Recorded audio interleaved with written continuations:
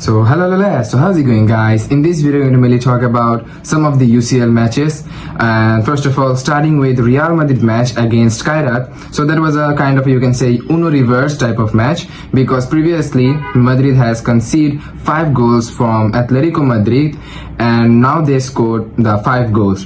Honestly, the result was, you can say, amazing. Mbappe scored a hat-trick, and it contributes in his UCL goals. So now he has officially scored 60 UCL goal, and in this season with Real Madrid he played 2 matches and already he has scored 5 goals. So it was amazing. And to be honest, talking about Mbappe performance, I don't know what he's on to, but he is doing really unbelievably, you can say, sensational type of run. And he has already created 3 chances in the you can say first half before the 45 minute.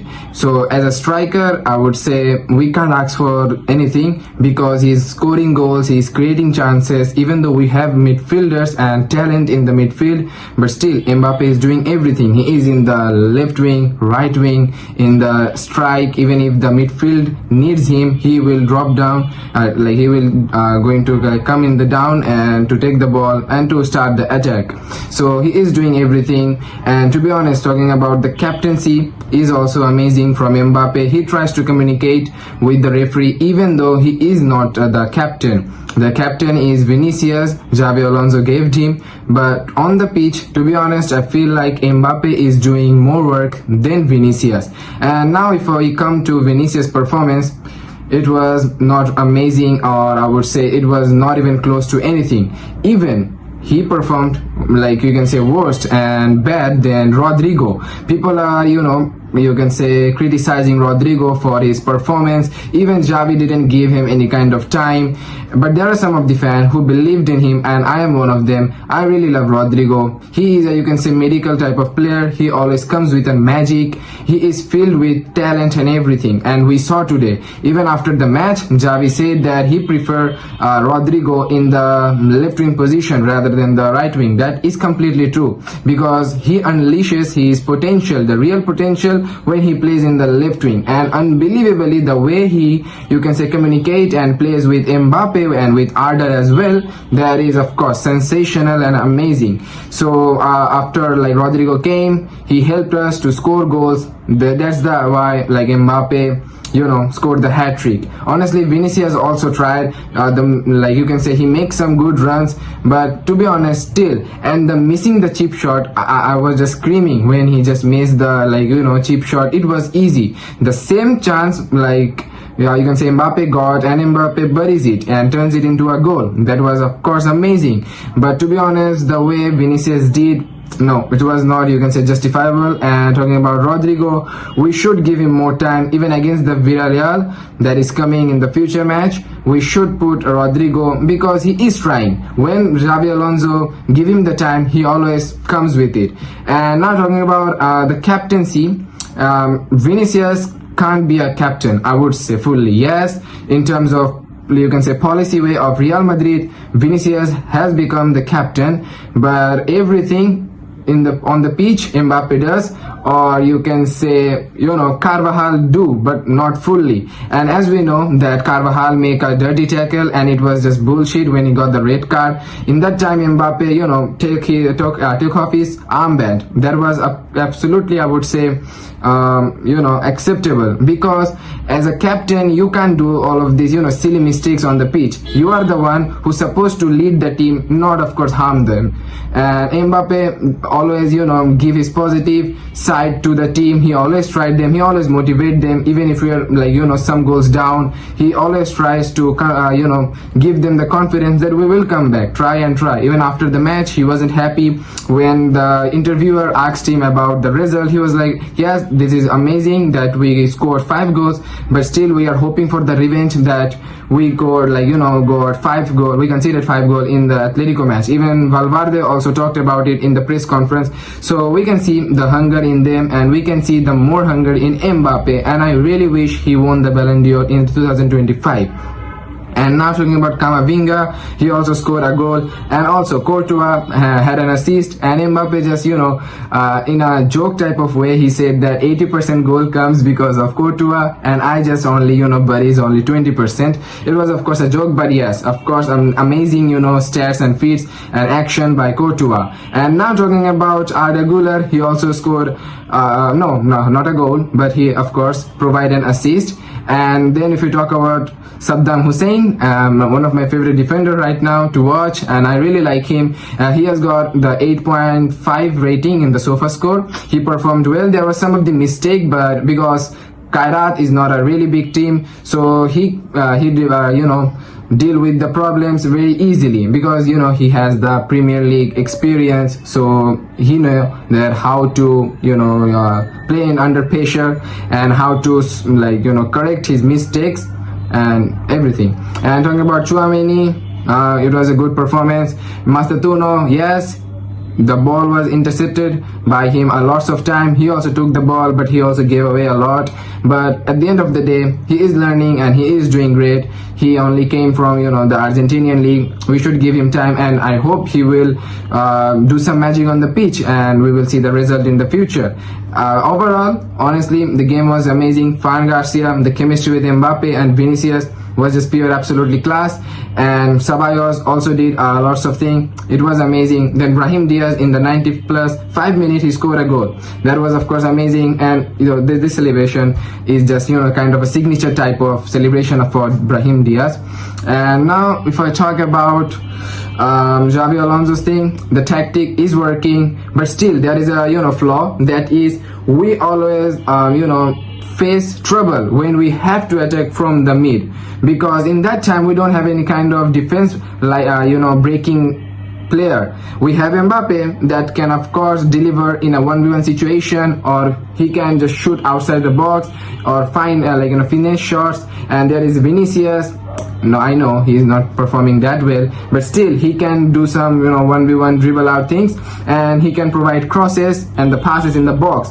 But now there is a catch, that is if he passes in the box, who is there to provide that? Arda Güler missed one, we already seen in the Kairat match. So that's why we need a proper striker or a not guy who can go through the mid to if we cross the ball in the midfield. Because listen, Kairat was open. They are of course, it is the one of first match for them in UCL. It was a big deal for them, so they were new. That's why we were able to go give goal 5 goals, score 5 goals. And but if we play against some of the strong team who knows about everything about Madrid, that we can block them by the park the bus strategy and the tactics, so they will. So we need a ground defense breaking player who can just stay in the box. If we put cross, he can convert that into goal. And Bellingham is recovering, so he will give us the rebound shots in the box and from the midfield as well. I just hope that Xavi comes as soon as possible with all of the information, and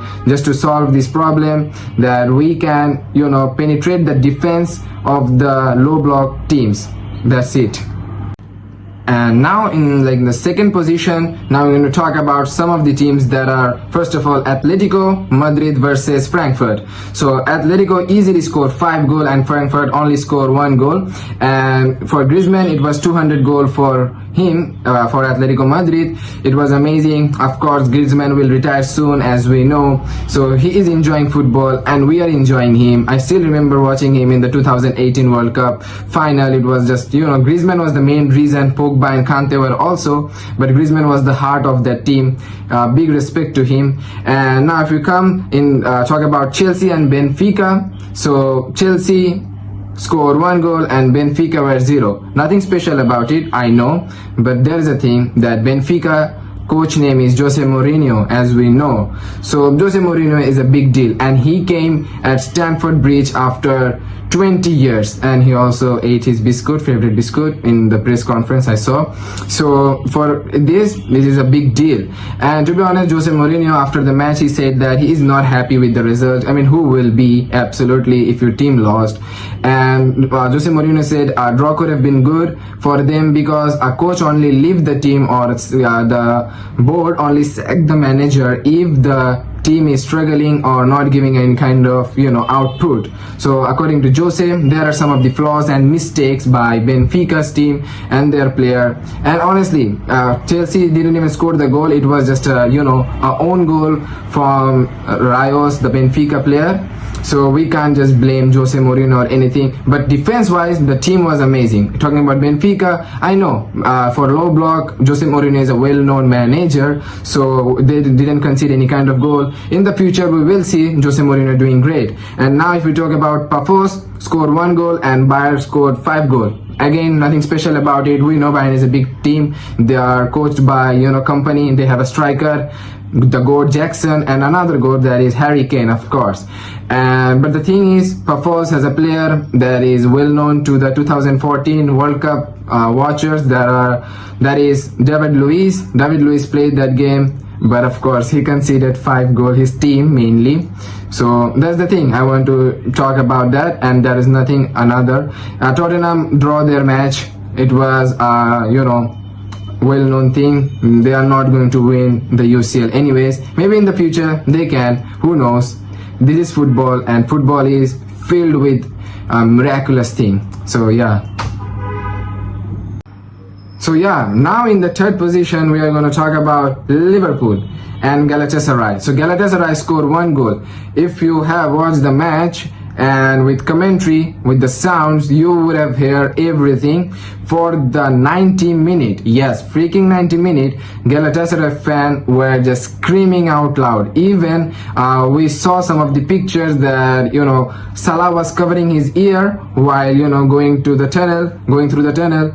So we cannot expect how much hard it would be for the Liverpool player dealing with all of this. The atmosphere was horrendous for as a Liverpool player. It was horrendous, and they couldn't also slept a lot because outside of their hotel, Galatasaray fans just celebrated a lot. They screamed a lot with all of the crackers in the air. It was just a horrible experience. I am saying it would be a horrible experience for them. It was. And talking about the loss, it was absolutely horrible performance from the whole team, and of course Sloth. I don't know how that bald man did that mistake. It was just horrendous in terms of pressing, in terms of defending structure.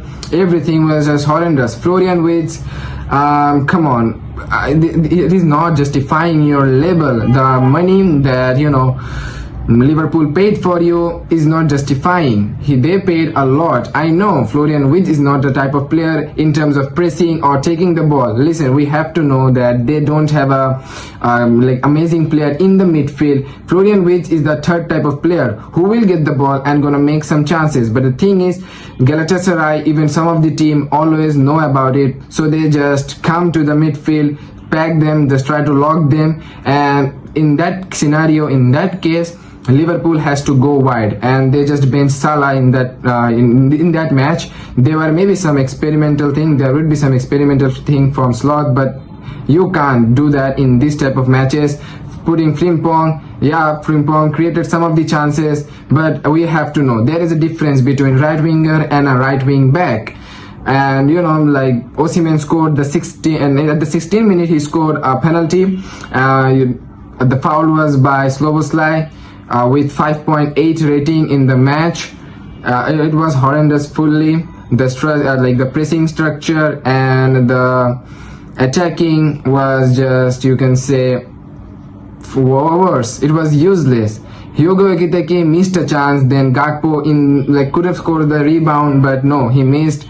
And talking about now the substitution, also Alisson got injured because of Konate's mistake. Konate just passed the ball, but the ball didn't reach the player, and then the attack started. Osimhen could have scored if he got the best type of scenario to score it, but he missed. But in that case, after taking up the ball, Alisson was walking heading to the goal post, and in that time he felt something and he was injured. And then again in when Liverpool was attacking, Szoboszlai got the ball. Florian Wirtz lost it, then Szoboszlai gained the ball, he overpassed that, Hugo Ekitike stretched his leg to get the ball, and then it was a hamstring injury for Hugo Ekitike. And then Salah came, but he lost a lot of ball.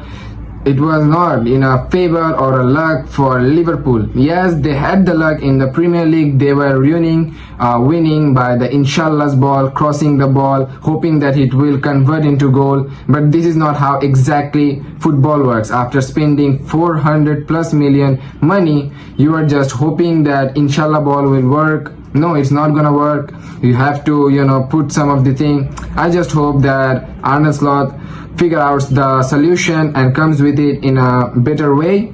And that's all of the thing. We are gonna meet in the future videos. Till then, peace out. Bye bye.